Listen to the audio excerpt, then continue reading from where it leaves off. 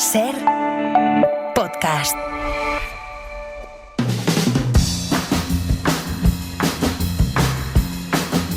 Hoy por Hoy Magazine.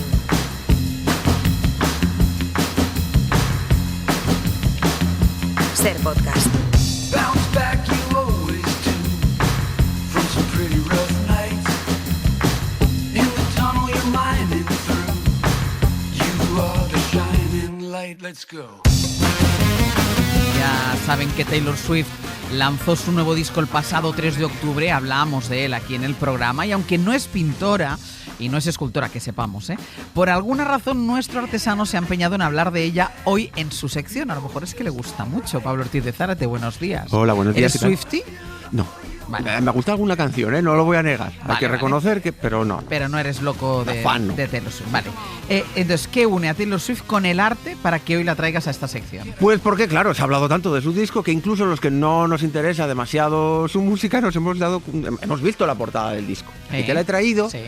Y cuando la vi dije, nada. A mí me suena, me recuerda a algo, ¿no? Me recuerda a un cuadro muy famoso que está en Londres, que es Ofelia, de John Everett Millais. Al respecto de cómo se pronuncia el apellido. Se escribe Millais, el nombre del autor de Ofelia, de este cuadro. Lo podemos decir Millais, bueno, más o menos. Vale. Nosotros vamos a llamarle John Everett Millais. Eso es. Vale. Y este es uno de los iconos del arte británico prerrafaelista. Y mirando, me he dado cuenta de que la primera canción que ha sacado para promocionar el disco, Taylor Swift, se llama El destino de Ofelia, que suena así.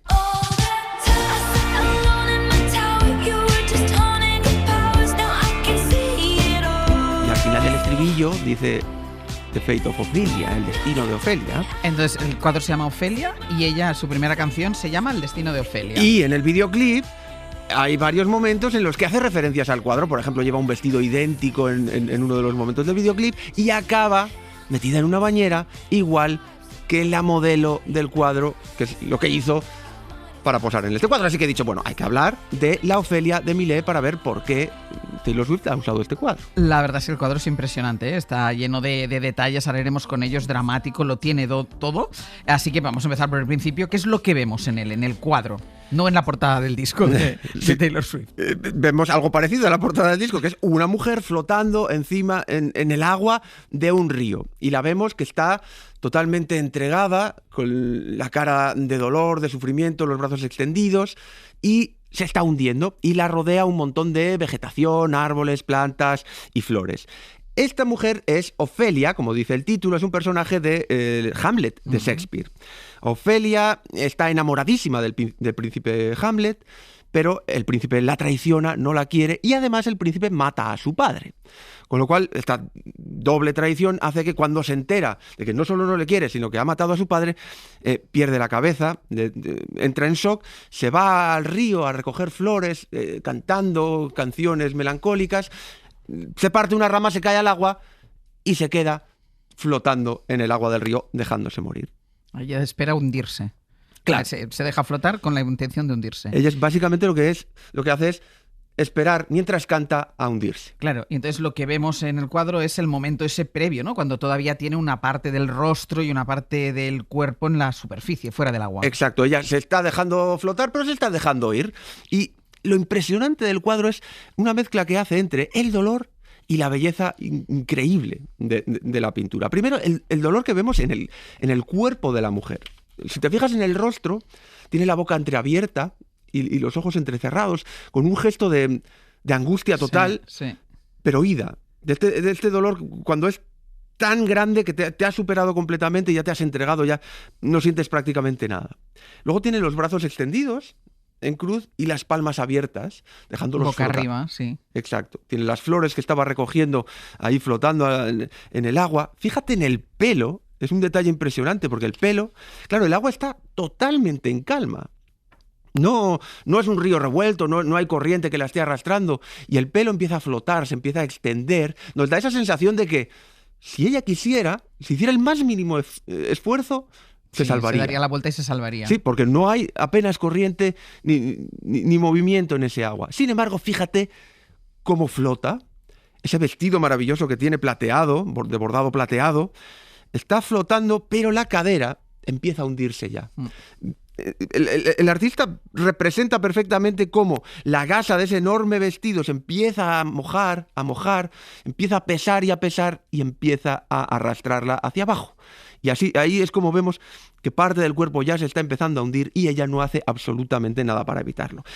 Esto es muy impresionante y por eso lo traigo aquí. Es un cuadro que ayuda mucho a la gente que ha sufrido dolores terribles o noticias muy, muy, muy dolorosas o problemas mentales.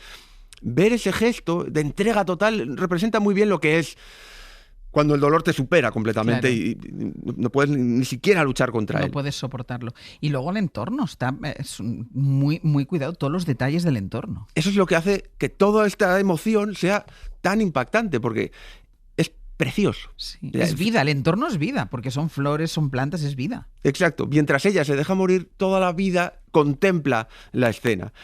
El vestido ya de por sí, con esos bordados plateados que brillan con la humedad al sol. Fíjate en cada una de las plantas, flores, árboles, perfectísimamente reproducidos fotográficamente prácticamente. Y además hace una cosa que le añade emoción al cuadro, que es... No vemos el horizonte, no vemos nada de paisaje ni contexto. Es una vereda del río que está completamente aislada, cerrada dentro de toda esa vegetación. Apenas vemos aquí un poquito el reflejo de las nubes en el agua, pero apenas.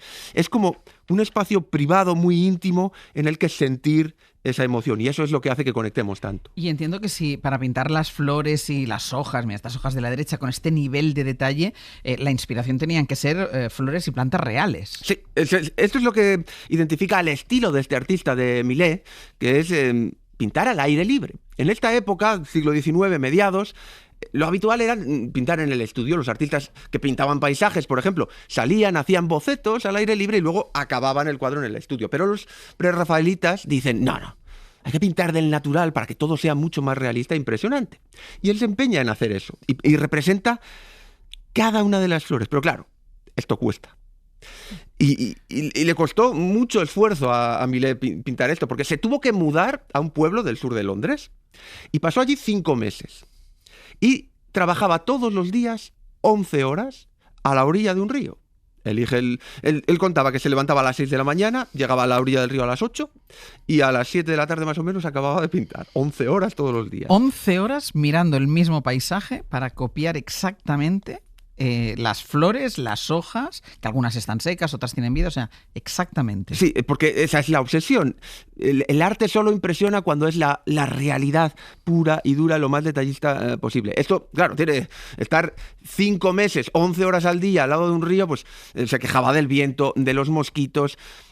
Hay botánicos, especialistas en plantas que dicen que pinta de forma muy realista las flores que hay ahí. Pero claro, son flores que florecen en diferentes épocas. Pero claro, como se pasó 5 meses, al parecer fue pintando las flores que estaban floreciendo en cada momento. Entonces hay flores que nunca florecen a la vez, pero que en este cuadro, al parecer por esto... Qué bueno. Aquí tendríamos que tener a Eduardo Barba para analizar bien las Seguro flores. Que nos saca un montón de plantas. detalles. Sí. Oye, ¿y la modelo tuvo que ponerse en el río? Porque claro, si estuvo 5 meses ahí pintando al lado del río para empaparse bien de cómo era todo al detalle, ¿la mujer también? Tuvo misericordia con ella y no la obligó, pero probablemente ella lo pasó muchísimo peor que él. Evidentemente, pintó al aire libre el paisaje, pero luego para pintarla a ella usa su estudio, se vuelve a Londres y durante 4 meses... pinta a esta mujer, que es la modelo favorita de los prerrafaelitas, que se llamaba Elizabeth Siddal, ¿sí? Que tenía 23 años, y la mete en una bañera durante 4 meses. ¿En serio? Claro, para pintar los efectos del agua, de los reflejos del vestido, y literalmente pasaban horas cada día durante 4 meses, ella sumergida en agua, en una bañera, como está Taylor Swift en la portada del disco, y él la pintaba. Era invierno. Y, claro, para que no se enfriara, esto es en mitad del 19, puso lámparas debajo de la bañera. Para que se calentara un poco el agua. Claro, unas lámparas con llama para mantener el agua caliente. ¿Qué pasó? Que en una de estas sesiones se apagaron las lámparas, se acabó el combustible de las lámparas. Y él no dijo nada, o no se dio cuenta, ella no se quejó, nadie dijo nada, pasó tanto frío que enfermó. cogió probablemente una neumonía que la tuvo bastante perjudicada durante mucho tiempo. Su padre culpó, lógicamente, al artista de esto y le obligó a pagar todas las facturas del médico. 50 facturas del médico al pintor. Al pintor por considerarle culpable de haberla tenido en agua fría durante horas. No sabemos si es que no se dio cuenta o no quiso parar la sesión porque estaba inspirado. Ella tampoco se quejó. Pero esto no es lo más increíble de este cuadro. Para mí lo más impresionante es que la modelo, Elizabeth Siddal, muere de una forma muy parecida a la que está retratada. O sea que el cuadro es algo así como la premonición de su propia muerte. Sí. Ofelia muere en circunstancias muy parecidas a las que luego, 10 años después de posar para este cuadro, moriría ella misma. Esta mujer, Elizabeth Siddal, era una joven aspirante artista, se estaba formando, la conocieron en una tienda de sombreros, ella trabajaba allí y bueno, se hizo amiga de los prerrafaelitas y ellos la adoptaron como su musa. Porque tenía una belleza, te he traído varios retratos de ella, cuadros que los prerrafaelitas pintan de esta mujer. Tenía una belleza muy poco convencional para la época, que entonces se consideraba demasiado masculina, muy pelirroja, muy pálida. Y claro, a los prerrafaelitas les encantaba porque era como llevarle la contraria a la belleza oficial. Ella, por cierto, era artista también, pintaba, hacía poesía. Uno de los mejores críticos del momento, John Ruskin, la patrocina, le pagaba 150 libras al año a cambio de toda su obra para coleccionarla. Y finalmente se casa con uno de estos pintores prerrafaelitas, no con Millet, el autor del cuadro, sino con otro, con Rossetti. Un matrimonio un poco tóxico, bastante conflictivo, que, bueno, la hizo sufrir bastante. Y eso tiene que ver con su muerte, porque algo terrible le tuvo que pasar para morir de la misma forma que muere Ofelia, o de una forma muy parecida como muere Ofelia. Ella durante toda su vida tiene problemas de salud que la debilitan mucho, y hay un momento que se queda embarazada y, desgraciadamente, el hijo nace muerto. Y no es capaz de superar esta situación. Se queda en depresión absoluta. El término depresión por posparto no existía claro. En aquella época. Nadie sabe lo que le pasa, se queda absorta mirando durante horas. Esto que nos pasa frecuentemente. Que estás ido completamente. Sí. Incluso la gente no lo entendía y creían que como su matrimonio era conflictivo, ella estaba intentando llamar la atención del marido para retenerle, porque el marido, se iba por ahí, es un artista bohemio y no estaba mucho en casa. Y llegó un momento que descubre una medicina que se la lleva por delante, se llama láudano. El láudano es un brebaje que entonces se administraba mucho. Es una especie de alcohol mezclado con vino blanco, canela, clavo y opio. Y se usaba pues en enfermedades mentales o para dolores. Ella, pues imagínate, está deprimida, totalmente sin ganas de vivir, empieza a tomar este opio tan adictivo y cae completamente enganchada. Se convierte en adicta. Se hace adicta, la modelo de este cuadro, y una noche el marido llega de dar clase y se la encuentra muerta por sobredosis de láudano. ¿Pero es por sobredosis o se sabe si es por sobredosis o es no se sabe si fue accidental o suicidio? En aquella época se dijo oficialmente que fue accidental. Lógicamente, reconocer públicamente un suicidio es algo que no era impensable. Pero bueno, hoy creemos que podría ser o bien un accidente, pero en general ella se dejó morir. Y esto es lo impresionante de esta historia. Se dejó morir igual que Ofelia, el personaje el que interpretó, para el que posó 10 años antes. En solo unos pocos meses, no pasó ni un año desde que perdió a su bebé, se dejó morir de la misma forma. Ofelia, el personaje de Hamlet del cuadro, sufre muchísimo por un dolor terrible, tiene una enfermedad mental. Igual que ella, sufría muchísimo por un dolor terrible con esa enfermedad mental. Y ambas, ella, Ofelia, se deja hundir en el río y Elizabeth Siddal se deja hundir en la adicción y en la depresión. Has dicho que además de musa, ella era artista también. ¿Su obra, qué pasó con su obra? No se publicó en vida. Ya te puedes imaginar que, en esta época las mujeres artistas muy bien relacionada tenías que estar para que te tomaran en serio. Ninguno de sus poemas se publicó en vida. Y su marido, y esta historia es increíble, tuvo la brillante idea de enterrarla con el manuscrito de muchos de sus poemas. En la tumba, en el ataúd, la metió encima de ella el manuscrito, el único manuscrito que tenía de Pero eso a lo muchos mejor también es maldad, para que eso no saliera a la luz y la convirtiera en alguien importante. No lo sé, me lo estoy inventando ahora, pero... Bueno, es que te falta un dato. Porque claro, en ese momento la deja ahí, yo no sé, igual pensó que era muy romántico hacer eso. Ya denota que no consideraba que los poemas fueran muy buenos. Claro. Porque no se planteó enseñarlos. Bueno, la entierra. 7 años después, debe arrepentirse y luchó y consiguió un permiso para exhumar el cadáver y sacar el manuscrito con los poemas. ¿Ah? ¿Y los acabó publicando? Y los acabó publicando. Alguien, no sé, 7 años después, no sé si se dio cuenta, alguien le dijo que podría ser un buen negocio y consiguió exhumar el cadáver, sacar el manuscrito y al final publicaron los poemas. Esto es, por un lado, es egoísta, porque yo creo que lo hace para ganar dinero él, publicando los poemas de su mujer muerta. Pero bueno, lo que sí que consiguió es que se publicaran, y hoy en día podemos leerla. Y un cierto reconocimiento en cualquier caso. Claro, hoy conocemos a esta poeta porque se publicaron. Y por cierto, se extendió la leyenda de que al abrir el cadáver estaba incorrupto y que solo le había crecido el pelo, y que el pelo había llenado todo el ataúd. Esto es imposible, no es verdad, pero al parecer esto se lo inventó el editor, que como iban a publicar el libro para darle un poco de propaganda, marketing. Como era una época tan lúgubre y estaban tan obsesionados con la muerte, pues decidieron contar este bulo para vender más. ¿Y él no la pintó nunca a ella?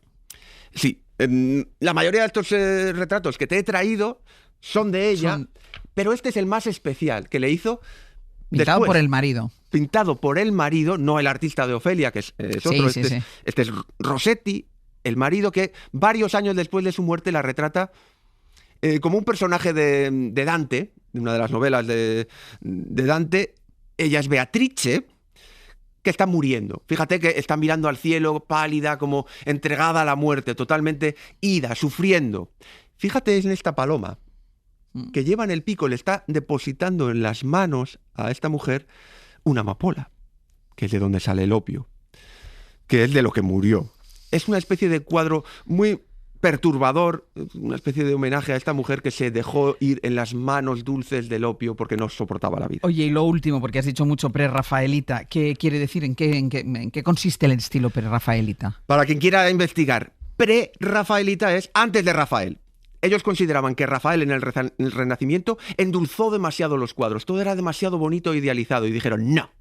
Hay que volver a antes, al arte medieval o los inicios del Renacimiento, cuando todo se pintaba de forma mucho más detallada, más cruda, para que lo que veamos no sea idealizado. La belleza tiene que ser como la vemos realmente. Y ellos por eso pintan de forma tan minuciosa como hacían los flamencos y los primeros artistas del Renacimiento. Si os gusta la minuciosidad, el colorido y, sobre todo, mucha emoción, mucho drama, mucha muerte... Los prerrafaelitas. Id a los prerrafaelitas. Pues hasta la semana que viene. Hasta la semana que viene. Hasta luego. Para no perderte ningún episodio, síguenos en la aplicación o la web de la SER, Podium Podcast o tu plataforma de audio favorita.